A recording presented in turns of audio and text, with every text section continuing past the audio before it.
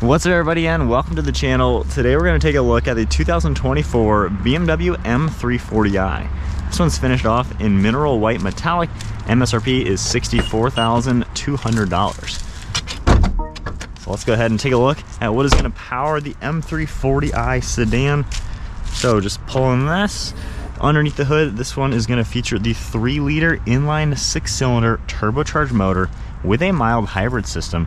It makes about 382 horsepower with 369 pound-feet of torque. This one is rear-wheel drive with a ZF 8-speed automatic transmission. Curb weight's about 3,800 pounds. 0 to 60 around 3.8 seconds. Moving on to the styling, this one has a lot of gloss black trim surrounding it, which looks really cool.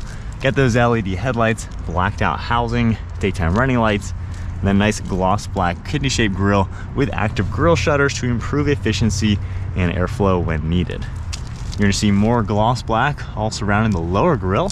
Huge opening as well. Nice trim piece on the side with a functional inlet. Front parking sensors. Pretty sharp design. It's a very sophisticated, sporty looking sedan. Nice and mature design. Got your BMW badge right in the center. Some sharp body lines fading towards the windshield. Just a really good looking car overall. At the side, you're going to see the two-tone wheels, finishing gloss black and machine silver. And I really like the red M brake calipers. 4 pistons up front, nice sharp lines all throughout the side skirt with some curvature through the doors. You're also going to see the gloss black mirror caps with a turn signal, body colored door handles, gloss black trim surrounding the windows, and then a sunroof up on top with a shark fin antenna. Side profile of this car is pretty nice, has a very proportional design to it. It's not the smallest, nor is it the biggest car out there, so it overall has a good design. You're going to see some nice curvature around the front and rear fender arch just to give it a little bit more of that aggressive body lines. And then in back, you have a nice set of LED taillights. You can see the red and gray housing, some trim down below with more gloss black.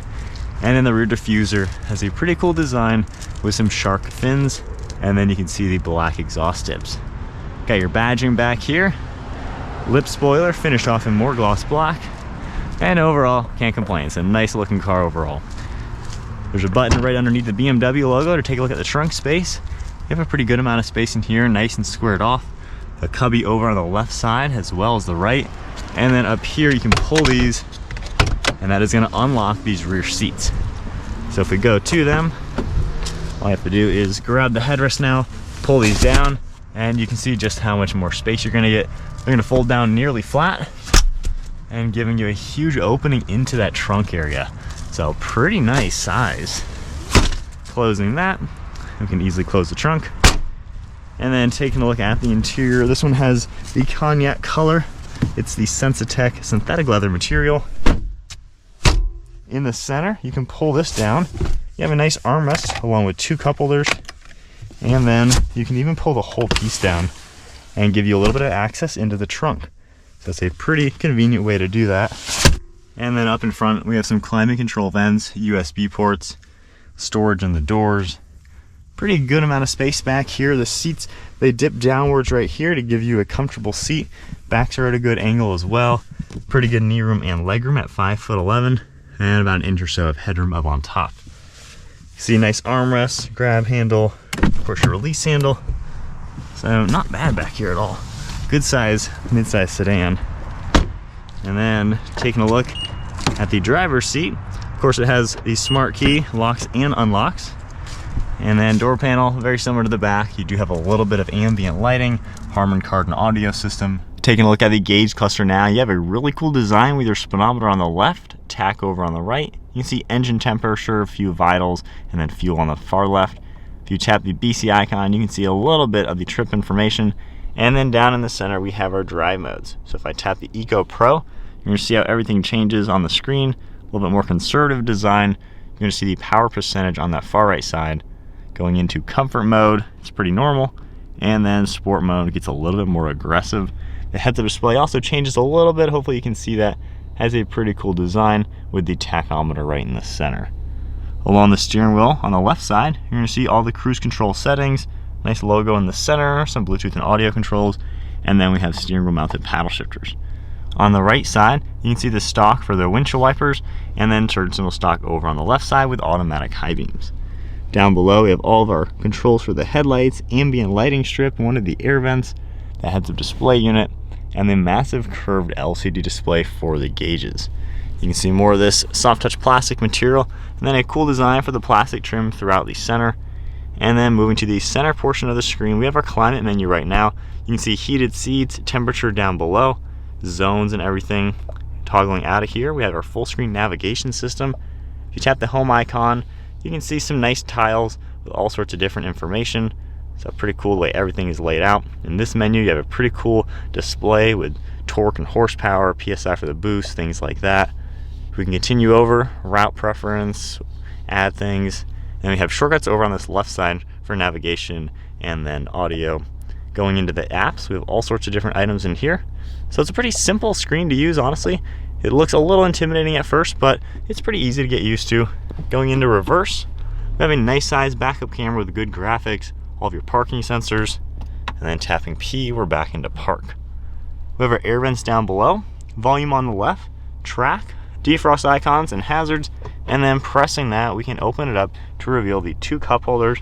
We have a spot for the key fob that can go there. We have the plugs, and then more controls all throughout this center. We have the rotary dial that you can easily control the screen. You have shortcuts all around it, so I can very easily adjust what you want to see, and then all the shortcuts will give you different ways to view everything. So pretty simple to do. You don't always have to use touchscreen. We also have the traction control and parking sensor icon. We have the auto hold and parking brake, and then some smooth material here with a little bit of padding for the armrest, with a good amount of storage space down below. The glove box on the far right side is what you would expect. And then taking one last look at the interior, nothing too crazy fancy in here. It's a nice place to be. Good use of materials overall. I think it looks really nice all around. So nice and sporty with a sophisticated design. We have a black headliner with all of your dome lights. We have the sunshade for the roof. All of those controls are right here, along with the LED dome lights, garage door buttons underneath the mirror, and then a pretty good sized sun visor. Alright, so setting off now in the M340i in sport mode, everything. We're in Sport Plus actually, got the cool gauges.